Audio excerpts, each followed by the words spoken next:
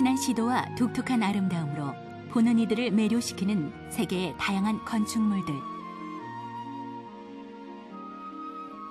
그 신선한 시도 속엔 당대의 풍속과 문화, 그리고 시대인들의 삶의 모습이 함께 어우러져 있기에 건축은 어느 예술품 못지않게 사람들을 감동시킨다.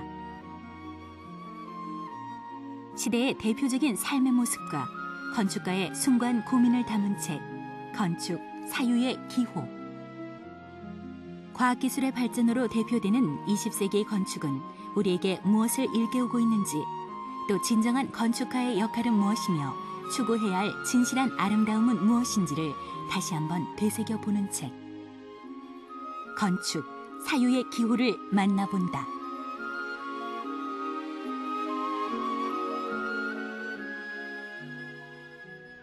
안녕하십니까, 정준영입니다. 많은 사람을 만나다 보면 잠깐 스쳐 지나갔을 뿐인데도 또한 기억 속에 남아 잊혀지지 않는 사람이 있습니다. 좋은 책도 아마 비슷한 감동을 줄 수 있을 텐데요. 오늘 소개해드릴 저자와 그의 책이 그 대표적 사례가 아닐까 싶습니다.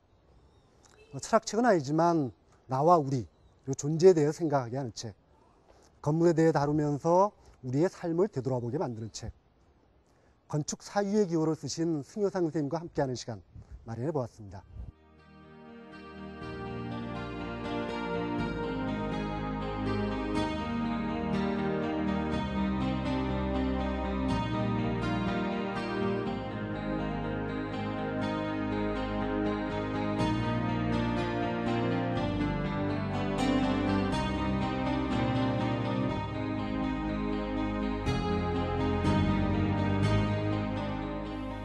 바쁘실 텐데 이렇게 시간 내주셔서 감사합니다. 네, 와주셔서 고맙습니다. 여기 들어오다 보니까 이로제라는 현판이 네. 달려있던데요. 이슬을 밟는 집 정도로 해석될 수 있을 듯 합니다만 뭔가 좀 심오한 의미가 담겨 있을 것 같거든요. 직접 지으신 겁니까? 아닙니다. 어떤 의미로 지으셨는지요? 원래 그 노자 도덕경에 나오는 예. 이야기라고 합니다. 옛날에 가난한 선비가 자기 아버님 모시고 살고 있었는데 예. 아침마다 아버님 계신 처소까지 외투를 걸치고 가서 아버님 일어나서 나오시면은 따뜻해진 외투를 갖다 건네드린다고 하는 고사거든요. 그러니까 새벽마다 아버님 처소까지 가니까 이슬을 밟고 가야 되는 그런 상황인데, 그래서 이슬을 밟고 가는 길, 이로의 길이라고 하면은 가난한 선비가 사는 집을 가리키는 그런 뜻이라고 그럽니다. 근데 제가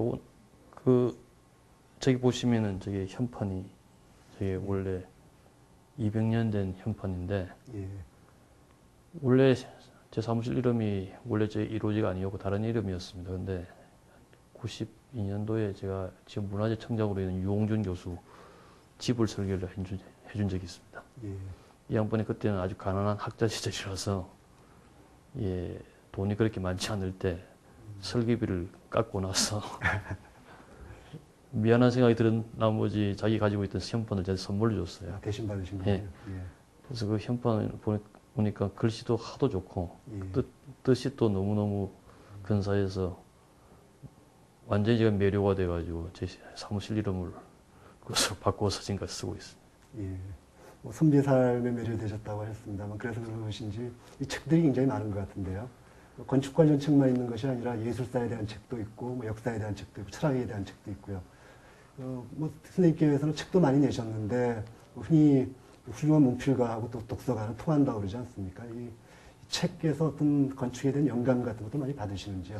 물론 책으로부터 받는 그런 지식, 지혜 이런 게 뭐 엄청나게 많죠. 건축이라고 하는 게 결국 우리 삶에 관한 이야기가 건축이니까 삶에 관한 그런 이야기를 보려면 책을 통해서 경험을 갖다가 하지 않을 수가 없어서 책을 뭐 보지 않을 수가, 제 직업 때문에라도 보지 않을 수가 없는데, 한편으로 다른 생각을 하나 말씀드리면은 글 쓰는 것과 건축하는 것이 저는 굉장히 많이 유사하다고 저는 보고 있거든요. 그러니까 글이라고 하는 게 어떤 아이디어를 가지고 개념을 가지고 굉장히 논리 구조를 거쳐서 그것을 갖다가 전혀 다른 어떤 창작을 갖다 해내는 게 글이라고 보면은 건축도 똑같거든요. 건축이라고 하는 건축 어휘를 통해서 어떤 개념을 가지고 뭔가를 만들어낸다는 구조가 거의 흡사합니다. 건축 사유의 기호, 오늘 말씀드린 이 책에서도 선생님은 독특한 신념을 굉장히 좀 강조를 많이 하셨거든요. 이 책에 대해서 좀 소개를 해주시겠습니까? 어떤 계기로 쓰시게 됐는지, 또 어떤 내용을 담고 있는 것인지요. 내용은 제가 제 건축의 아이덴티티를 갖다가 찾기 위해서 제가 굉장히 방황할 때에 저한테 굉장히 소위 승효상 표 건축을 하기 위해서 방황하고 있을 때 저한테 굉장히 도움을 준 그런 어떤 건축물들을 제가 소개하는 그런 어떤 책의 내용입니다. 근데 그 건축물들이 일관되게 가지고 있는 정신들이 뭐냐면 건축이라고 하는 게 그냥 한 시각적 대상만이 아니라고 하는 것을 갖다가 저희 선배 건축가들이 아주 치열하게 보여주고 있는 작업을 제가 그대로 그 사교의 과정을 갖다가 이제 전달을 하느라고 이 책을 썼는데요. 그래서 보통 우리 건축이 우리나라에서는 이게 부동산적 가치로만 이제 인식이 되어지니까 그래서 건축이 부동산적 가치로만 인식되어지면 이것은 굉장히 자기 삶에 관한 어떤 굉장한 위협적 요소가 됩니다. 그래서 이게 건축이 좀 그런 게 아니다. 건축이라고 하는 어디까지나 생각하는 그런 바탕에 의해서 이룩된 게 건축이라고 하는 것을 갖다가 좀 알리고 싶어서 이 사유교육이라고 하는 이름을 붙여서 책으로 묶어서 냈습니다.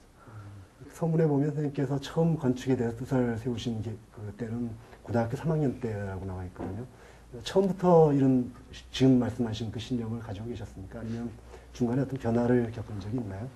제가 고등학교 3학년 때 건축을 하게 된 게 원래 건축을 하려고 해서 한 게 아니고 사실은 성직자가 되려고 그랬죠. 근데 이제 부모님이 이제 완강한 기독교이심에도 불구하고 완강한 반대를 하시고 원래는 또 제가 그림 그리는데 그림 그리는 일을 좋아해가지고 아니면 이제 미술을 하려고 했는데 여전히 또 제가 장남이니까 또 이제 또 반대하시고 해서 그림을 잘 그리면서 그림을 계속 그릴 수 있으면서 할 수 있는 일이 건축이라고 이제 주변에서 하기도 하고 제 누님도 권유하고 해서 건축과를 갔는데 사실은 그림을 잘 그린다고 하는 것이 건축을 하는데 굉장히 방해가 된다고 하는 사실을 갖다가 늦게 알았습니다. 왜냐하면은 건축이라고 하는 게 이제 아까도 조금 전에 말씀드린 대로 우리 삶을 그대로 이제 조직하는 게 건축인데 그것을 그렇다면 그 삶에 관해서 치열하게 고민을 한 이후에 나오는 게 건축 설계거든요. 근데 치열하게 생각하지 않고 적당히 생각해가지고 그림만 예쁘게 그려가지고 자기가 도취해서 그래서 그걸 내면은 그냥 건축 설계가 아니고 그림이기 때문에 건축이 되지 않는다고 하는 이야기죠. 그래서 오히려 그림을 잘 그리는 것은 건축하는데 방해가 되구나 하는 생각을 하다가 깨닫게 된 데가 그렇게 오래지 않습니다. 그냥 불과 얼마 되지 않은 기간 동안에 그런 변화를 겪으셨다라고 말씀하셨는데 구체적인 어떤 계기가 있었습니까?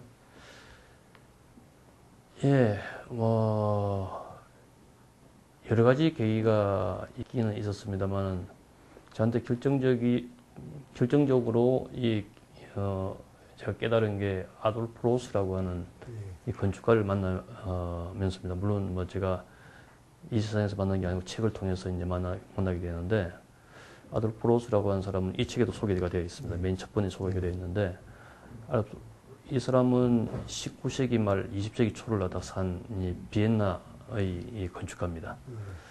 그 당시 19세기 말이라고 하면은 이게 여러 가지 사조를 거치고 혁명의 시대도 이를 갖다 무르익으면서 새로운 시대, 새로운 사조가 이제 필요한 때가 되었거든요.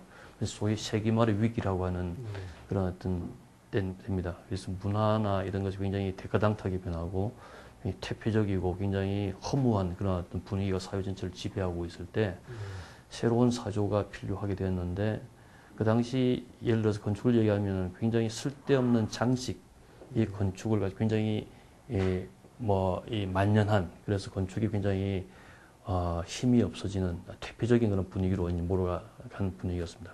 그래서 이 아돌프 로스라는 사람이 장식은 죄악이다 하는 말을 하면서 이제 새로운 시대의 새로운 건축을 이야기를 하면서 나오게 됩니다. 그때 한 충격이 이 사람은 제가 알던 건축가가 아닌 거예요. 그러니까 제가 알던 건축가라고 하면은 근사한 집을 설계하고 아주 근사하게 그려가지고 아주 세일지 않은 이런 사람인 줄로 생각했는데, 예술가인 줄로 생각했는데, 이 사람은 결코 예술가가 아니고 이게 당대의 부조리, 당대의 아주 잘못된 관습에 맞서서 싸우는 그런 지식인이라고 하는 것을 갖다 제가 알았죠. 그래서 건축이라고 하는 것이 세상을 변화시킬 수 있고 어떻게 생각하면 혁명시킬 수 있는 것도 건축이구나. 이게 건축이 가져야 될 더 큰 뜻이 아닌가 하는 것을 그 사람을 통해서 제가 알게 되었죠. 아돌프 로스에 대해서 이 책에서도 지금 서술이 되어 있습니다만 선생님께 직접 그림을 보면서 좀 설명 부탁드리면 좋을 것 같습니다. 설명을 부탁드려도 될까요? 예, 이 그림 볼 수 있는 방으로 가시죠. 예.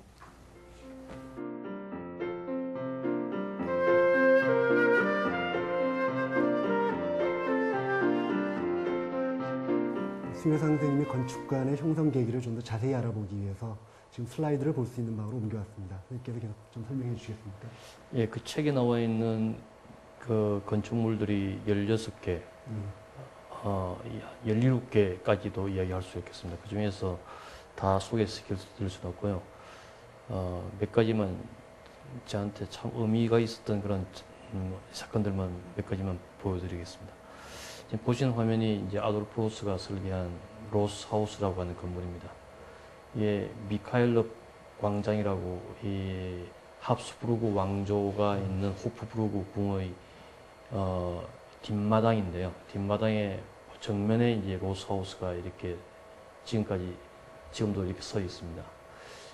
지금 보면은 저희들 눈에 보면은 뭐 옛날 건물 같지만 그 당시에 보면 이 건물 굉장히 혁명적인 건물이었다고 하는 얘기죠. 그래서 그 주변 옆 건물 비교해 보시면 이렇게 장식적인 그런 건물들이 즐비한데 아무 장식이 없는 이 인면을 구성해서 놓았을 때 이 장식을 사랑하던 그런 비엔나 시민들의 격렬한 그런 반대에 부닥쳤습니다. 그래서 이 사회적으로 거의 매장될 뻔한 그런 어떤 사건이 됩니다. 이 시대에 맞는 건축이는 무엇인가를 갖다가 이야기를 하기 시작해서 상당히 많은 비엔나 지식인들 갖다가 이게 설득을 합니다. 그래서 이 건물이 지금 사진 보시면 여기 프란트 박스가 몇 개 있는데 타협을 적당히 해가지고 이 건물은 결국은 쓰게 됩니다. 그 당시는 이제 신고전주의라고 해서 이제 여러 옛날의 사조를 그대로 카피하던 그런 어떤 사조였는데 그래서 모더니즘이라는 새로운 사조를 극복을 하게 되는데 그 모더니즘을 여는 실마리를 제공하는 그런 어떤 이 혁명적인 그런 건축이라고 저는 이야기를 할 수가 있고요.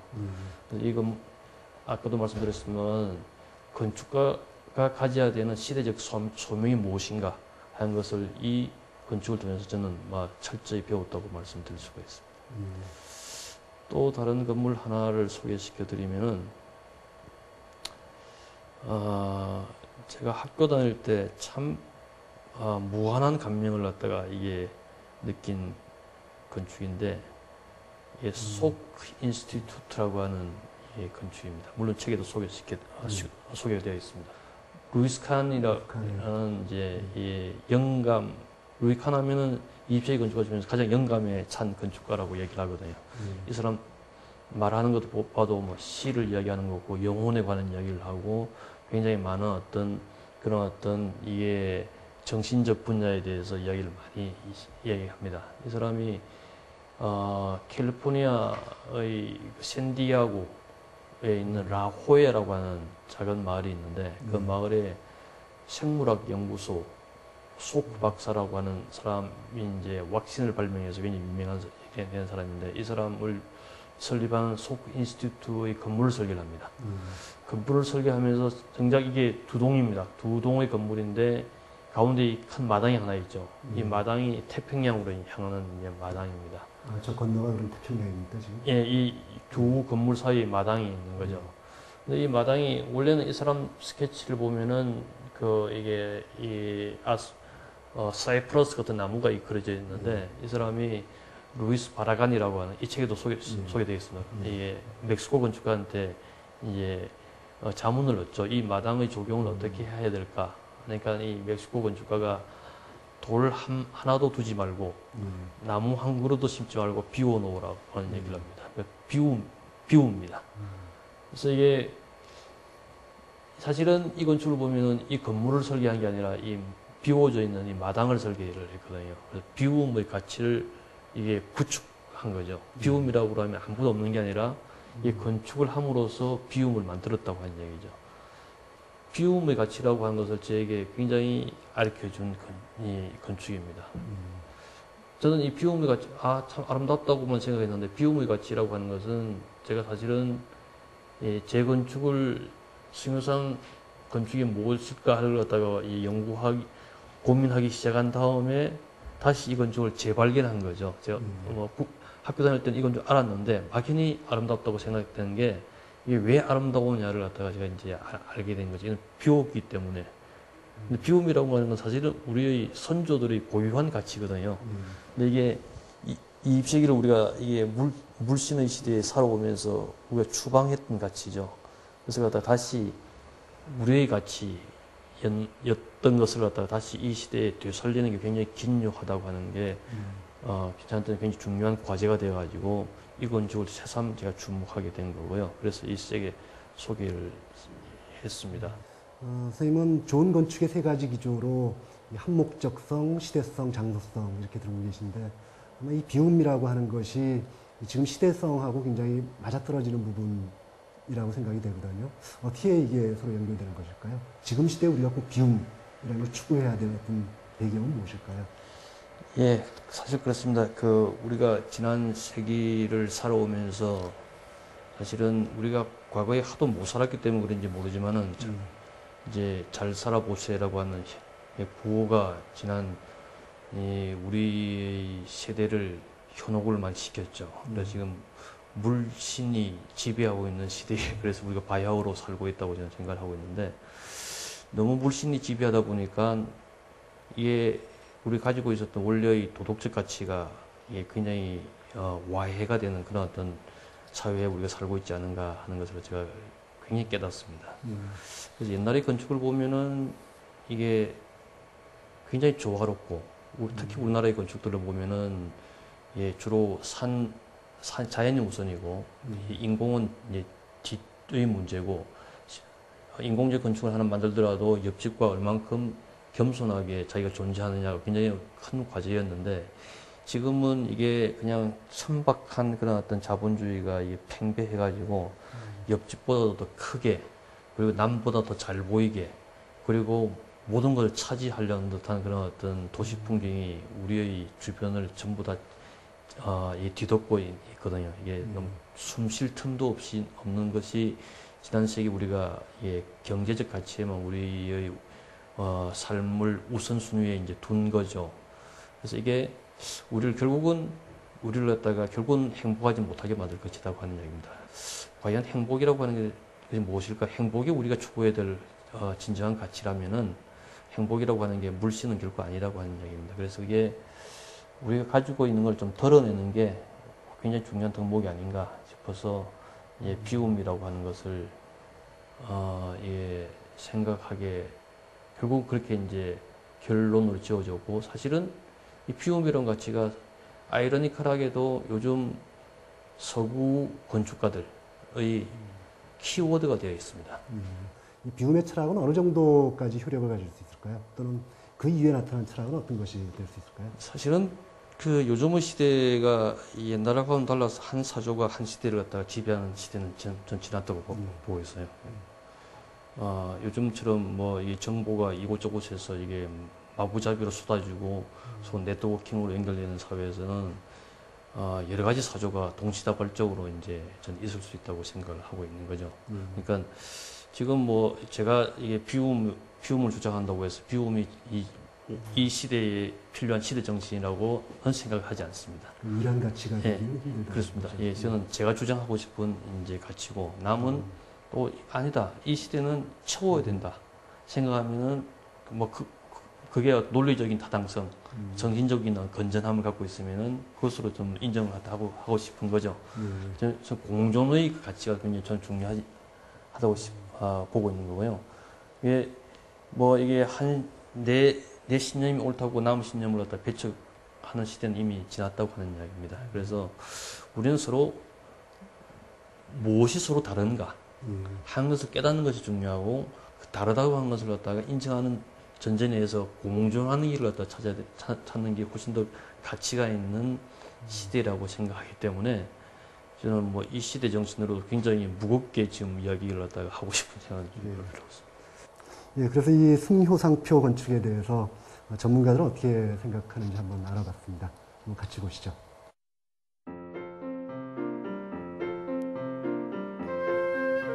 그러니까 승 소장님 건축의 그 특징은 지적이면서도 동시에 이제 어떤 감성을 불러일으킨다라는 것이 이라고 저는 생각을 해요.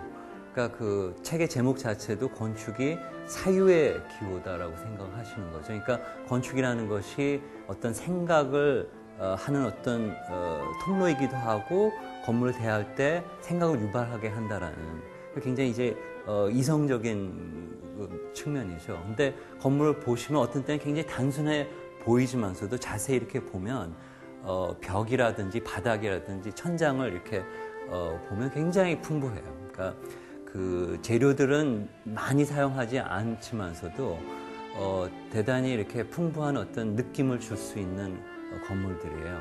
그래서 그 지적이면서도 동시에 그런 어떤 특히 재료라든지 공간이 주는 그 다양함이라는 그 조화가 아주 그 승 소장님의 그 독특한 이거는 한국 현대 건축에서의 기여일 뿐만 아니라 세계 현대 건축의 흐름에서 보면 굉장히 독특한 어떤 작업을 하시는 분이라고 저는 생각을 해요.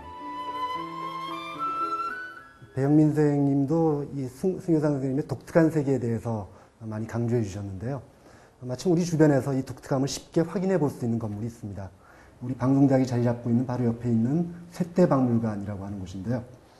얼마 전에 이 셋대박물관 건물주이신 이 관장님을 만나 뵀더니 굉장히 만족을 하고 계시더군요. 셋대박물관이 선생님의 건축 철학을 어떻게 반영하고 있는지, 또 우리 같은 평범한 사람들이 셋대박물관에서 선생님의 세계를 이해하기 위해서는 어디에 좀 초점을 두고 이렇게 봐야 될지 설명을 해주시겠습니까?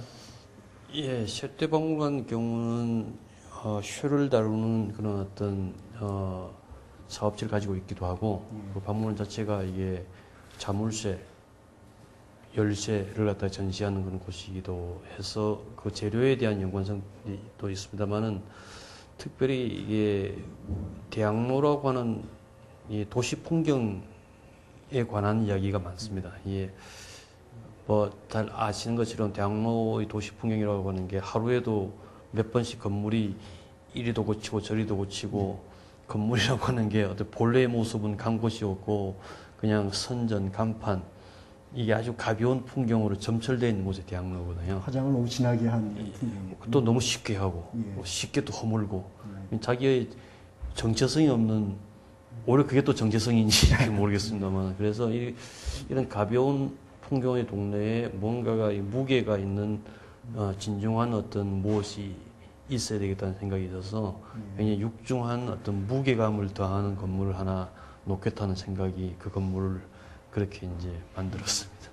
관장님께서 말씀하실 때는 이 셋대박물관이 굉장히 열려있는 공간이다. 담장이 없다는 점을 굉장히 강조하셨는데 선생님께서 말씀하셨던 비움이라는 것과 연결되는 것으로 볼 수 있을까요?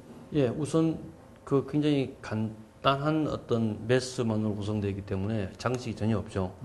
그리고 외부로서는 외부에는 그 이 소위 재료 자체를 갖다가 비우게 만들었다고 하는 이야기인데 그 말은 무슨 말이냐면은 전혀 아무런 창도 가지지 않고 하나의 이제 블랙박스처럼 이게 만들어져 있는데도 불구하고 일단 내부로 들어가면은 굉장히 비움이 가득 찬 공간을 금방 발견하실 수가 있습니다. 그래서 외부로는 이게 닫혀 있대 내부로 들어가면은 무한히 열려 있는 공간. 어떻게 생각하면은 또 땅이 그렇게 넓지가 않아서 위로 올라갈수록 또 확장되어 있는 공간을 아마 느낄 수가 있을 겁니다. 뭐 우리 현실은 이 건축가가 자신의 꿈을 펼치기에는 좀 척박한 그런 거 현실이 아닐까 싶습니다. 아까 말씀하셨듯이 너무 이 부동산이라는 개념으로 건축을 생각하고 또 실제 건물을 이용하는 사람들은 그냥 단순히 잠만 자고 나오는 공간 정도로 많이 생각을 하는 것 같고요. 그러다 보니까 뭐 건축가들도 어쩔 수 없이 많은 타협을 이룰 수밖에 없을 것 같은데 진정성을 실현하지 못하는 이런 상황인 것 같은데요. 그런 분들에게 다시 한번 좀 정리해서 건축이란 바로 이런 것이다 라는 선생님의 어떤 생각을 좀 말씀해 주신다면 어떻게 되십니까? 저는 사실 건축이 이게 개인의 소유물이라고 저는 생각하지 않습니다. 그러니까 심지어는 자기 돈을 내어서 자기 개인 집을 짓더라도 그 건축의 소유는 사회에 있고 그 개인은 사용할 권한만 있는 거죠. 결국은 그 건축은 우리 사회에도 굉장히 큰 영향을 주기 때문에 그 소유권은 시민에게 있고 사회가 있습니다. 그래서 건축이 가져야 되는 공공적 가치가 굉장히 큰 겁니다. 그러니까 건축주가 돈이 있어서 집을 짓지만은 건축가는 그 건축주에게 건축이 가져야 되는 윤리, 그 공공성에 대해서 굉장히 설득을 시켜야 되는 의무가 있습니다. 건축가가 건축주의 의향만 쫓아서 하는 그런 사람도 있죠. 저는 그걸 건축주 시녀, 하수인인데 건축가가 그렇게 하수인이나 시녀로 자기 자신을 전락시켜가지고는 우리의 환경이 건전한 환경이 되기가 굉장히 힘들죠. 그래서 건축이라고 하는 것은 공공적 가치를 가진 우리 사회 전체의 소유다 하는 것을 갖다가 우리가 인식할 때 건축주도 그것을 인식을 해야 이 전체 건축이 이게 아주 건전한 공동체의 환경으로 변할 수가 있지 않을까 생각합니다. 지금 이 책이 나온 지 이제 한 2년 정도 지난 것 같습니다.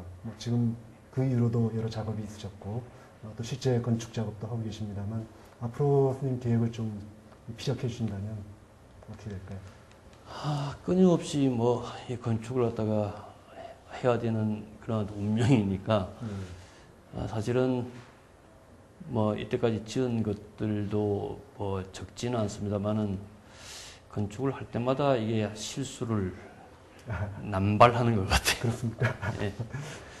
그래서 어떻게 하면 실수를 하지 않고 좀 좋은 건축을 더 만들 수 있을까에 여전히 골몰하고 있고요. 몇 년 후에도 마찬가지일 거고 그렇습니다. 요즘은 생각이 개인의 건물에 관해서도 관심도 있지만은 도시 전체를 만드는 일에도 요즘은 관심의 범위가 좀 커져서 좀 큰 작업들을 좀 많이 하고 있습니다. 승 선생님께서 만드신 그런 큰 작업들이 좀 실현이 되고 나면 우리 삶도 그만큼 풍요롭게 되지 않을까라는 생각이 좀 듭니다. 여러 곳에 이게 적들이 많아서 어떻게 될지 모르지만은 열심히 노력을 하고 있습니다. 오늘 긴 시간 동안 이렇게 말씀해 주셔서 감사합니다. 고맙습니다. 건축은 강력한 기업 장치이며 우리의 정체성은 총체적 문화인 건축을 통하여 확인될 수밖에 없다. 그래서 건축을 시대의 거울이라고 칭한다. 그러나 지금 우리 시대의 건축 거울을 통해 비춰지는 서울은 도무지 600년 역사를 가진 고도라고 믿기 힘든 급조된 풍경이다. 아무리 경복궁을 복원하였다 하더라도 박제일 수밖에 없는 그런 건축은 진실이 아니다. 우리는 너무도 쉽게 짓고 너무도 쉽게 허무는 것 아닌가.